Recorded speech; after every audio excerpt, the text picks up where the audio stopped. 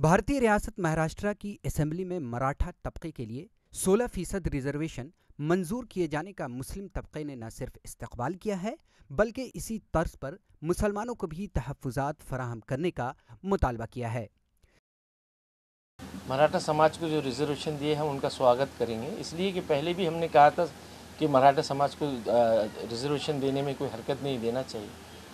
मुस्लिम समाज के बारे में हमने ख़ास तौर से कहा था कि मुस्लिम समाज को रिजर्वेशन जो गई सरकार ने दिया था 5% तालीम का, और रिजर्वेशन हाई कोर्ट ने भी मान्य किया था, और रिजर्वेशन भी मराठा समाज के साथ इस बार जो है महाराष्ट्र सरकार ने देना था, मगर इन्होंने जानबूझकर मुस्लिम समाज को रिजर्वेशन नहीं दिया है।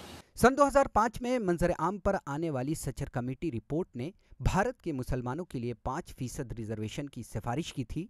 रिपोर्ट में कहा गया था कि भारत के मुसलमान तालीम, सियासत और मईशत में दलित से भी कमतर हैं।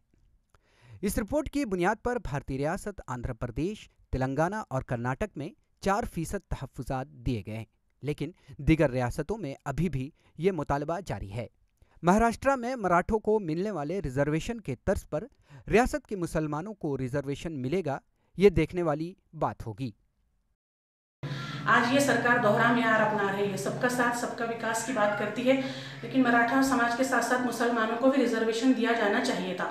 मुख्यमंत्री आज कह रहे हैं कि अगर मुस्लिम समाज हमारे साथ आता है तो हम आरक्षण देंगे। इससे साफ जाहिर होता है कि वो खुद वोटों की राजनीति कर रहे हैं और अपना मफाद से फायदा ढूंढ रहे हैं।